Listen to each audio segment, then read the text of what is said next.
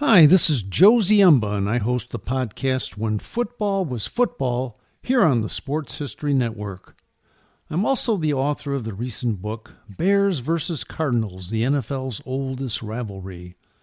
These two clubs first met in 1920 and will be renewing that rivalry again this year on December 24th in Chicago.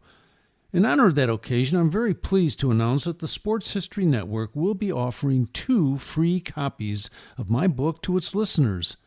To qualify for this great gridiron giveaway, just go to the link at sportshistorynetwork.com/Christmas 2023. That's sportshistorynetwork.com/Christmas 2023. Please enter by the closing date of December 15th so that we have enough time to contact you for a personal inscription of the book, and then ship the book to you for arrival prior to December 25th. And as always, thank you for listening to the Sports History Network, and good luck.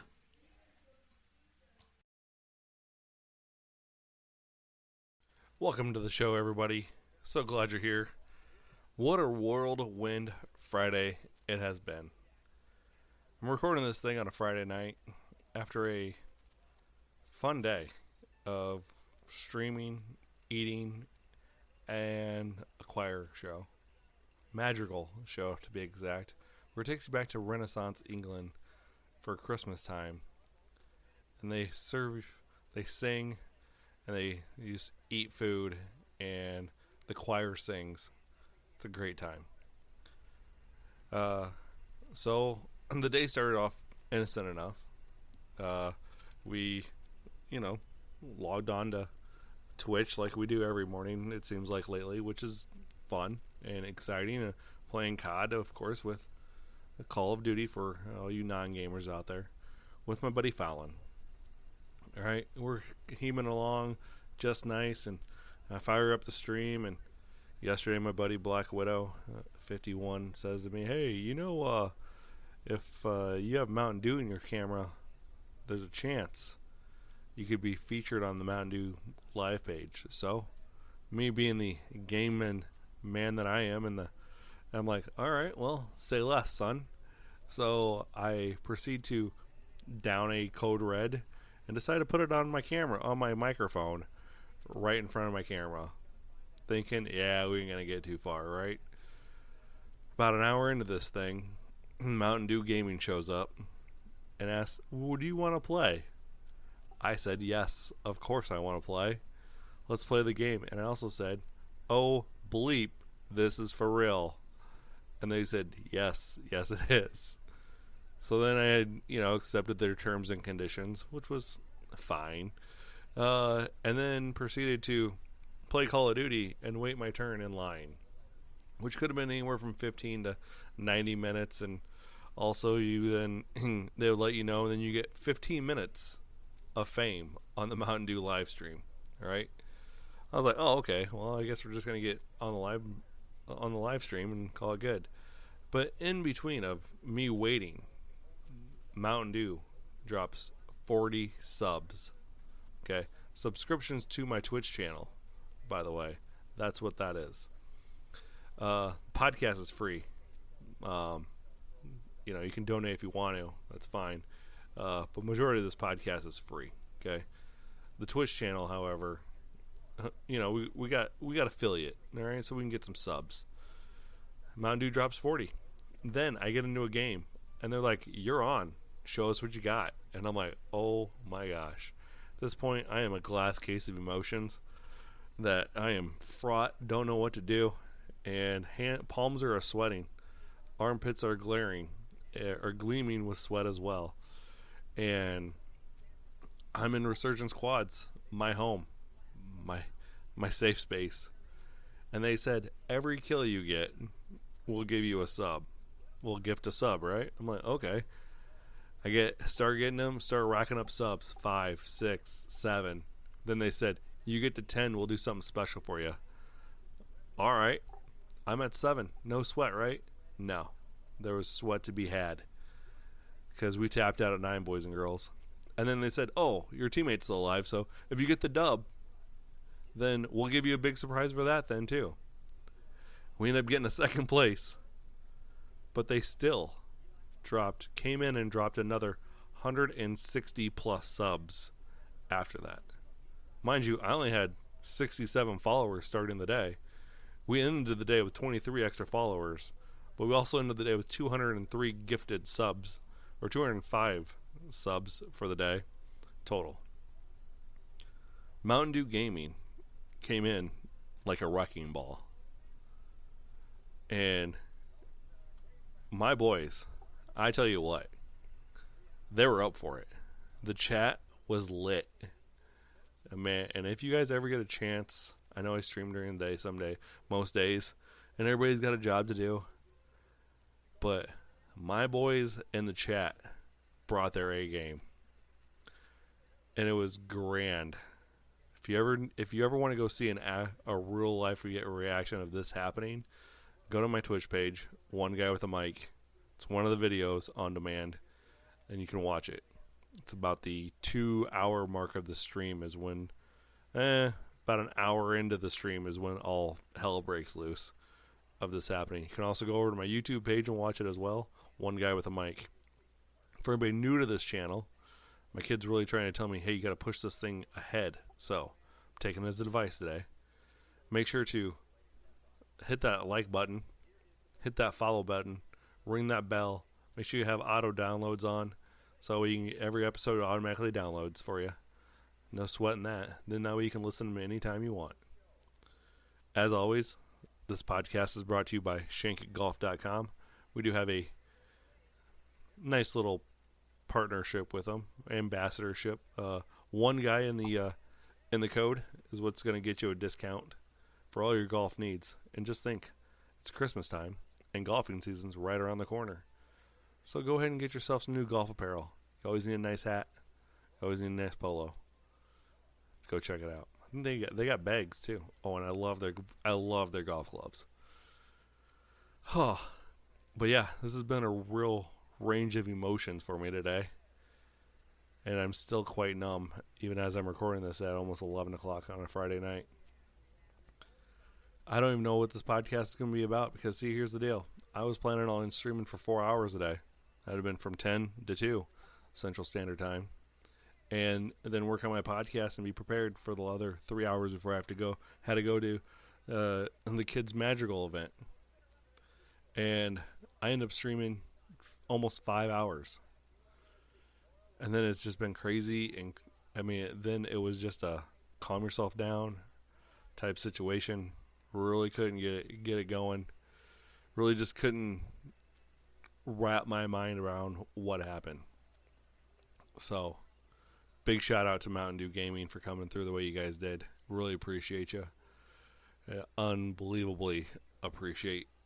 They are absolutely goated. I also in that, so they give you 15 minutes. Let's hit this real. They give you 15 minutes to show them what you got, right? And then when it starts to dwindle down, and they put a poll in the chat to say, should we give this guy 5 more minutes? I got the extra 5 minutes as well. So I was 20 minutes into this bad boy with them. It was just fantastic, fun, everything else. But hey, we got sports to talk about, right? Enough about streaming. I mean, streaming's fun. I'm shot, guys. Absolutely shot today. So I'm not bringing as much energy as I normally do, but I've got a podcast. So here's what we're doing. What the hell is that? All right. So we got a podcast to do, right? There's been some trades in Major League. Let's start with Major League Baseball. Okay, let's talk about the trades that have been made. You got the Red Sox getting Tyler O'Neill from the Cardinals, right? You got David Fletcher, Max Stassi going from the Angels to the Braves. You got Juan Soto, the blockbuster trade that was finally done by Brian Cashman and the Padres. And Juan Soto with the number 22 jersey. God, I hope he wears 22. I know The Rocket wore it, but gosh, I hope he wears 22. And then I hope he hits bombs over that right field fence in Yankee Stadium. So yeah, those are the blockbuster trades so far. There's been some signings. Shohei Ohtani, this info is absolutely going crazy. No one knows where he's going to sign at, and honestly, we all should respect his privacy that he asked for. That doesn't mean I'm going to stop from saying what I want, and I want him to sign with the Chicago Cubs. Don't think it's going to happen, but I would love for him to sign with the Chicago Cubs. And so there's that week's baseball news in a real summed up meeting. Not a whole lot happened at the winter meetings other than the Juan Soto trade. A few signing. Nobody even really signed. I guess there was some signings, but nothing major. You still got the high dollar free agents out there available. Bellinger, Ohtani. So you got those guys that are more of the want for the bats. Some of the pitchers are still available too. Like Snell is still available as well. Eric Feedy did sign with the White Sox. That was one pitcher I've noticed that signed. So yeah. So let's see what we got. It's Football Friday, obviously. Well, in this case, it's going to come out on Saturday. So yesterday you had the New England Patriots beating the Pittsburgh Steelers 21-18. I don't even know what to even say about that. You had Bailey Zappi throw for 240 yards. Ezekiel Elliott had 68 yards rushing, and Juju Smith-Schuster had 90 yards receiving. And that's who all led the game. Those are the game leaders. Like, I don't know how Pittsburgh lets New England beat them, but well, I shouldn't say let them. I believe that New England came in there with a mission and to win the game, and they did, which almost all but secures the number one spot for Chicago to have the number one pick due to the trade with the Carolina Panthers last year.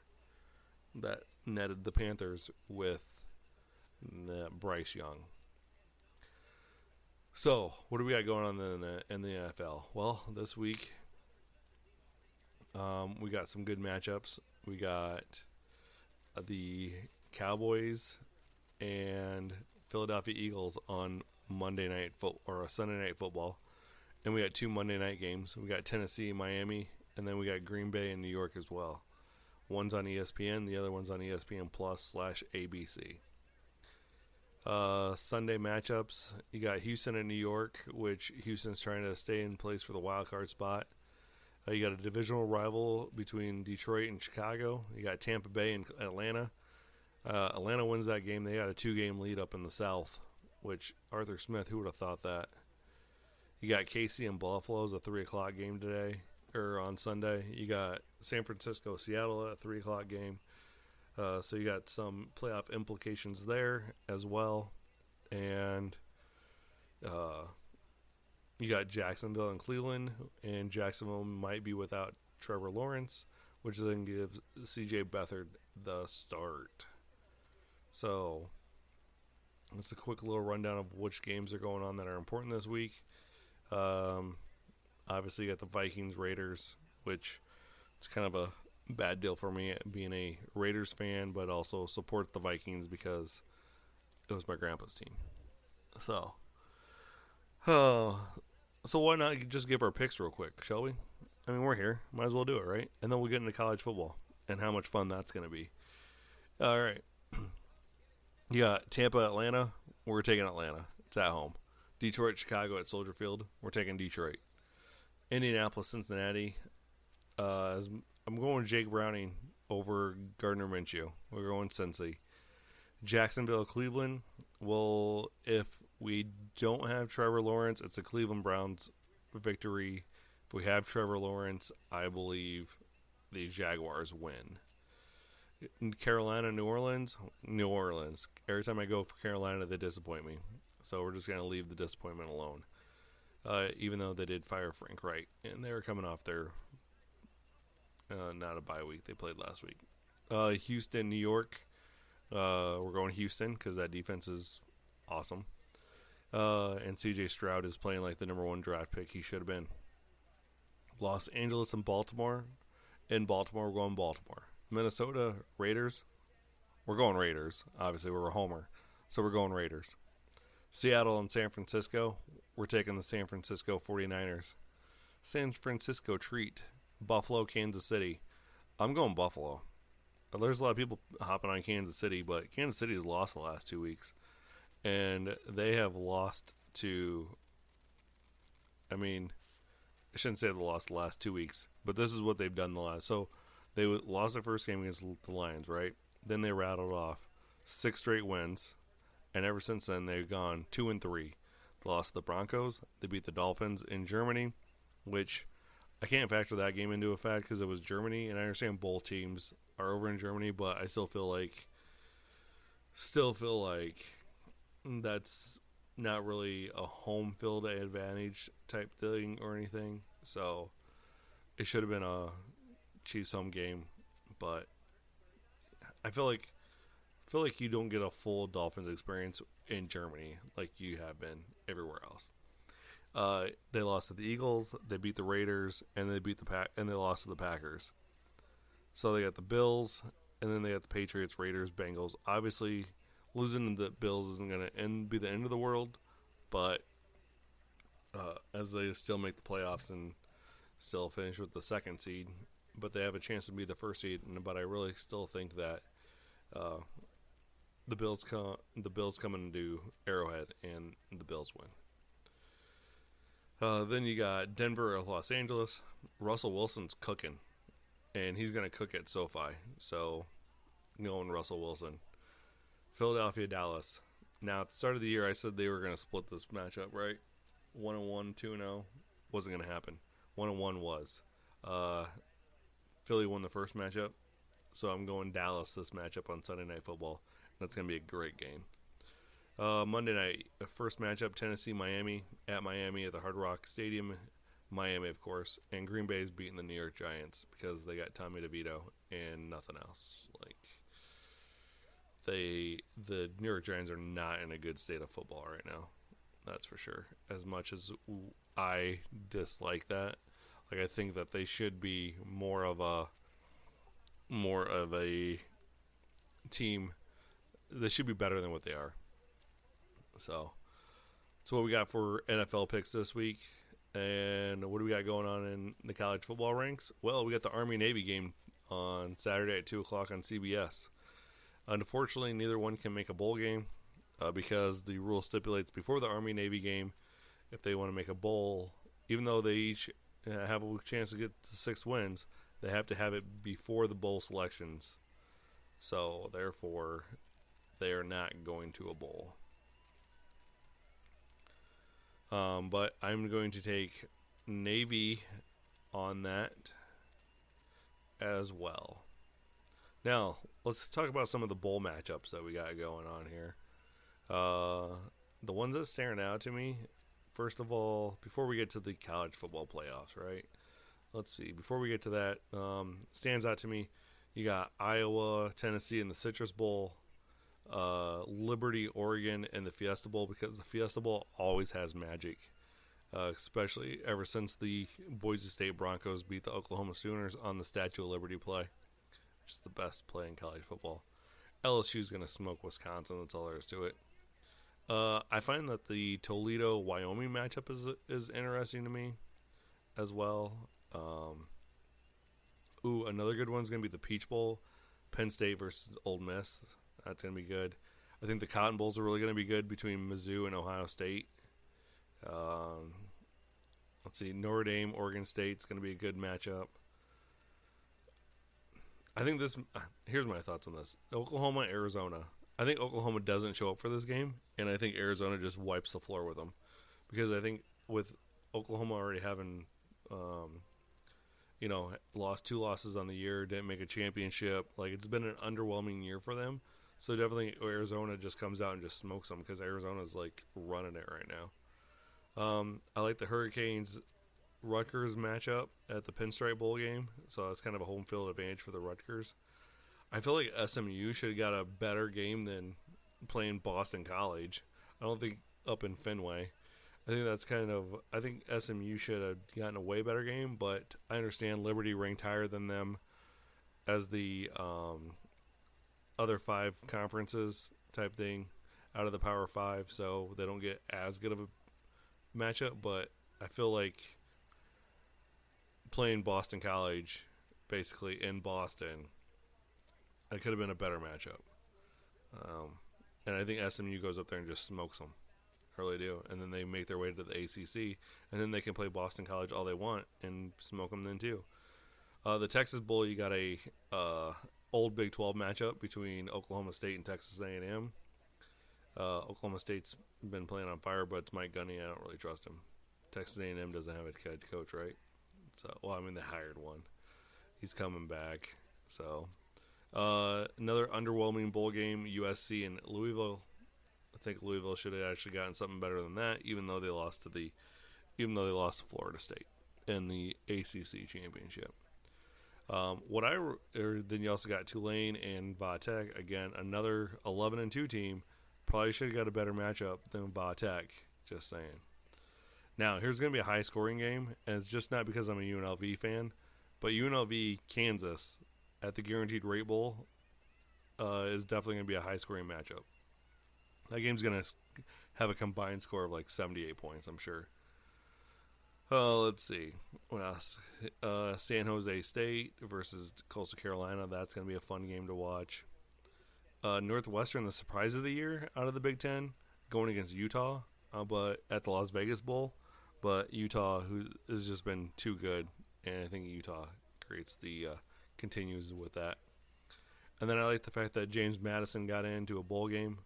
Unfortunately, it's the Armed Forces Bowl in Ferguson Air Force, and Air Force's flexbone offense is just going to run wild with that.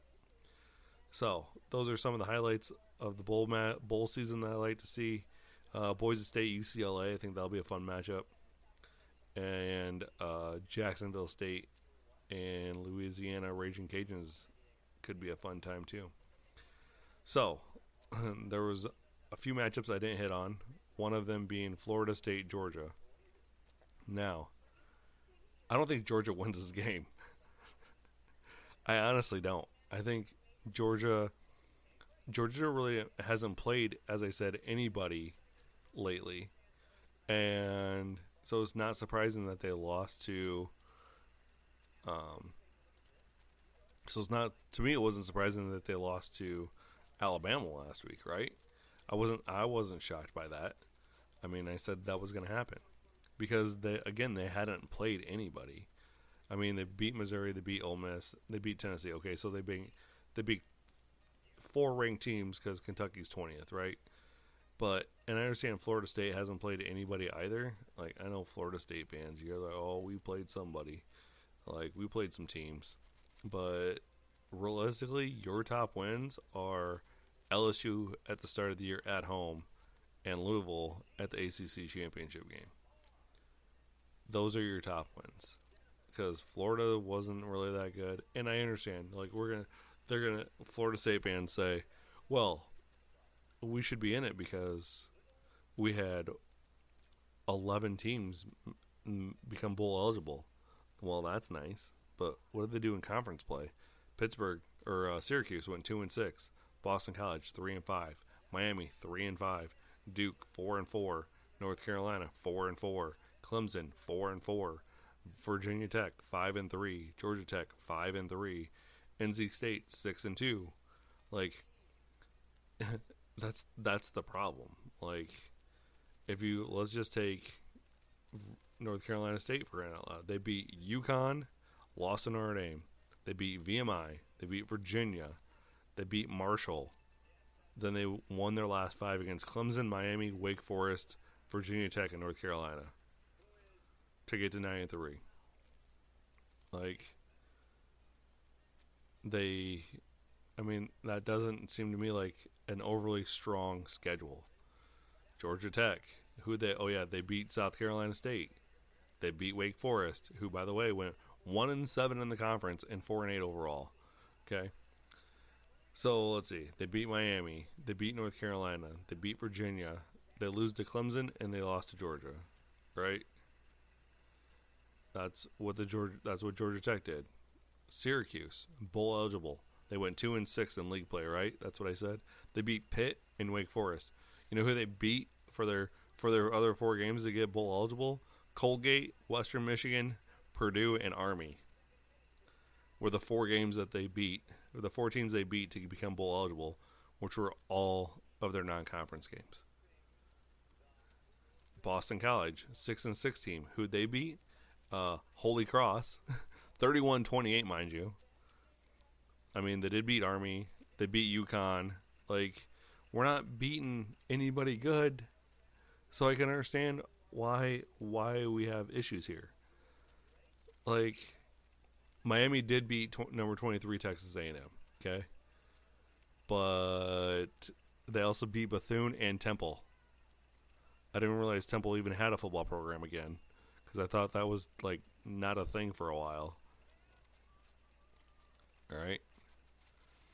And, I mean, Temple went 1-7 and 3-9. So,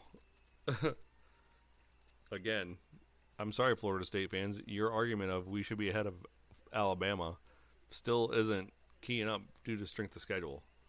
All right. And but I still think that you're going to beat Georgia. Okay, then you can have your fake, or well, claim yourselves national championships after that, I guess, if you want to. Pull a UCF, have fun with it. Why not? Everybody gets a ring. It's like a participation trophy at this point. So in that matchup, I'm taking, because I just think Georgia's going to come out and be underwhelmed. Like they're not really gonna come out and put up a good fight, is what I'm saying. I mean, that's what I'm getting at. So, then let's see what else we got for bowls. All right, let's see. We got college football playoffs. All right, we got the Rose Bowl, the granddaddy of them all, Alabama, Michigan. I think Michigan forgot that they were on camera, because when they announced Alabama was number 4, the room went quiet. And I'm not saying like that's going to be a bad thing for Michigan, but Alabama is probably the hottest team right now going, right? They lost to Texas by 10 at home. And ever since then, their closest game was the last 2 games between Auburn and Georgia, and both those are rivalry games. That's also a thing right there, a rivalry game. And they didn't really blow anybody out this year either, because they didn't have to. I mean, like, their offense grew throughout the year, right? Their offense grew throughout the year and never settled, and continued to grow and grow and grow. And that's what led them to be able to win those clutch games at Auburn and at Georgia. Or and against Georgia. Not at Georgia, but against Georgia. So I really think Alabama beats Michigan. I don't think Michigan's the number 1 team in the country. I think it's a nice matchup. I definitely think Washington. I had Washington number 1 on my list of the number team, because Washington had the number 1 strength of schedule. I mean, they beat Oregon twice. They got a Heisman front runner, Michael Penix Jr. Like, I just think they should have been the number 1 team. I understand you can't make Alabama 3 to avoid that matchup, because I really think we really want to see a Washington Alabama playoff championship. I think that championship game would be awesome. So I'm taking Alabama over Michigan. So that brings me up to the next one, right? We got the Caesars Superdome out of New Orleans for the All-State Sugar Bowl, Texas and Washington. Okay, right? So because I think the Cotton Bowl's the Cotton Bowl, or I guess Houston, Texas is hosting the championship game this year. So you got Texas and Washington. Washington's got to go all the way to New Orleans. Meanwhile, Texas doesn't. All right, so Texas beat Bama, number 3 Bama. They beat Kansas. They lost to Oklahoma, beat K-State, and they beat Oklahoma State. So, I mean, they beat some teams, but the argument could have been made that they shouldn't be in and Florida State should be. But you can't put Alabama in if you don't put Texas in because of the whole head-to-head thing, which at times I think is wrong because beating that team earlier second week of the season, I don't think Texas will be able to beat this Bama team that's playing right now. That's just my thoughts on it. I don't think Texas beats Washington because I stated Washington's the number one team to me. So that's going to leave a Washington-Alabama final. And being the homer I am, I'm taking Alabama to win the national title. I think Milroy has just stepped it up lately. That's for sure. Jalen Milroy has stepped it up. You got Jason McClellan as the running back, and you also got Roydell Williams back there too. So those two guys are basically doing it. They got 11 rushing touchdowns combined. You got Jermaine Burton at wideout. You got Isaiah Bond, who led the team in receptions with 44, and came up with a clutch touchdown there in the end zone. You got a little tight end play here with Nyblack and Dupree as well. So I just think that this Bama team comes out and not really runs rough. It's going to be a really good game against Washington if that's the case. It'll really be a good game. But I think Bama, right at this point, Nick Saban has his team firing at will, and they end up winning the game. So there's my little bit of breakdown for the college football. All right, so with getting closer to bowl season, we'll definitely talk about more about that. So, but I do want to talk about a fun little basketball thing going on right now. Like, her name's Caitlin Clark. If you haven't heard of her, she is She's the Iowa Hawkeyes girls point guard. She's out of Des Moines. She is a senior this year, I do believe. And she has a chance to make history with passing Kelsey Plum for the most points scored ever by a women basketball player. She is also has a shot to also take over Pistol Pete Maravich as well, to be the all-time leading scorer in basketball history. She is currently at 3,013 total points and only needs another 514 points the rest of the way to pass Kelsey Plum. She averages 27 points per game as well. Cheryl Miller is next on the list, and then Shamika Holdsclaw,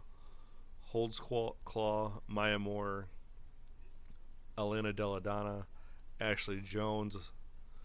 You got Rachel Bannum, Jerica Coley, Lori Ballman out of Drake, Patricia Hoskins, Brittany Griner, Jackie Stiles, Kelsey Mitchell, and Kelsey Plum, who just said it in 2017. So that's a bit of exciting news. Caitlin Clark has actually produced a lot here in Iowa for the, has actually done a lot for women's basketball here in the state of Iowa, that's for sure. But let's talk about the man, the myth, the legend that she could be passing. Pistol Pete Maravich was born June 22nd, 1947. He was born in Aliquippa, Pennsylvania, to Press and Helen Maravich, and he was raised in North and South Carolina, where he would go on to star at Louisiana State, where his father was the team's head coach. Maravich, during his playing career, he scored 3,667 points and averaged 44.2 points per game, obviously because there was no three-point line at that time. or shot clock, by the way. And he wasn't able to play a varsity as a freshman underneath the NCAA rules at that time. He'd only have a 10-year professional career in the ABA and NBA, spending most of his time with the New Orleans / Utah Jazz. He was a 5-time NBA All-Star, a 2-time All-NBA first team, a 2-time All-NBA second team. He was NBA All-Rookie first team in 71. He was an NBA scoring champion in 77. He's on the 50th and 75th anniversary teams. His number is retired by the Hawks, which is number 44. Number 7 is retired by the Utah Jazz, and number 7 is also retired by the New Orleans Pelicans. He won College Player of the Year in 1970. He was a 2-time U.S. BWA Player of the Year in 69 and 70. He was a 3-time consensus first-team All-American, a 3-time SEC Player of the Year, and a 3-time NCAA season scoring leader as well. He also was, like I said, is the Division I all-time leading scorer for men's and women's basketball, and his number 23 is retired. In the NBA, he averaged 24 points per game, 4.2 rebounds, and almost 5.5 assists per game. And he was inducted into the Naismith Hall of Fame in 2006. He would start his career with the Atlanta Hawks, being drafted, I guess, not the ABA as well, but Atlanta Hawks, where he was drafted in the first round, 3rd pick overall, and he was not a natural fit. There he had a top-notch scorer, combo guard in Lou Hudson, and his flamboyant style stood in stark contrast to the conservative play of Hudson and Walt Bellamy at the time, who was the center. He would then, following the 73-74 season, he posted a 27.7 points per game, which is second behind Bob McAdoo. Earned his second All-Star appearance as well, but Atlanta only won 35 games. So in the summer of 74, New Orleans was awarded an expansion franchise as the Jazz, and they picked him up due to his celebrity in the state, of his accomplishments at LSU. To acquire Maravich, the Jazz traded 2 players and 4 draft picks to Atlanta. So, in his first season, Maravich managed to score 21.5 points and shot a career worst 41.9% from the floor, as the Jazz only won 23 games. Jazz management did its best to give Maravich a good supporting cast. They did go 38-44 in its second season, but did not qualify postseason play. After that, Maravich struggled with injuries that limited him to 62 games, and he still got a 25.9 points per game. And then in 76-77 was the most productive in the NBA. He led the league in scoring average with 31.1 points per game. He scored 40 or more points 13 times. He scored 50 or more points in 4 points, and he had a 68-point masterpiece against the Knicks, which was the most, was at that time the most points ever scored by a guard in a single game. Only 2 players at any position had ever scored more. Obviously, Chamberlain with his 100, and Elgin Baylor as well.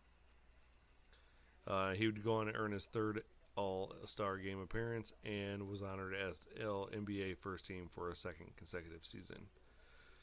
He'd end up injuring both knees the following year, but he still managed to score 27 points per game and also added 6.7 assists a game as well. Then the Jazz moved to Salt Lake City as well, and that was his last year with the Jazz, was in 79 and 80. He only played in 17 games that year, but he only averaged 17 points per game. And then in 79 and 80, he ended his career with the Boston Celtics, where he would shoot 49% from the field. He shot 75% from three-point land, and he shot 90% from the free throw line as well. he would, unfortunately, the injuries forced him to retire early. And he really couldn't find stuff to do afterwards. But unfortunately, January 5th, 1988, Maravich collapsed and died of heart failure at age 40 while playing a pickup game in a gym at First Church of Nazarene in Pasadena, California. Unfortunately, upon autopsy, it was revealed that he had been born with a missing left coronary artery, a vessel that supplies blood to the muscle fibers of the heart, and his right coronary artery was grossly enlarged and had been compensating for the defect. Obviously, no one really knew about that before. So, Pistol Pete has also been documented in film as well, and also music. Smashing Pumpkin mentions Pistol Pete in their song The Tale of Dusty and Pistol Pete. And then ESPNU named Maravich the greatest college basketball player of all time as well. So, there's a little bit of history with Pistol Pete Maravich and what Caitlin Clark can go ahead and achieve. So, on that note, I appreciate everybody turning in. Again, it's been a crazy Friday. Sorry I didn't bring a whole lot of energy coming to this thing. But I appreciate every single one of you guys for tuning in and tuning out, listening to me, hanging with me all day, every day. And make sure to drop that follow button, please. Make sure to go to my socials. One Guy with a Mic is where they're all at. TikTok, Twitter, YouTube, Twitch. And make sure you hit all the follows on that. You guys have a blessed weekend. Have a fun weekend. Stay safe out there. It is Christmas shopping time. Can get a little crazy. So, you'll have a great one. Have you ever noticed that the lower jaw is not protected in sports?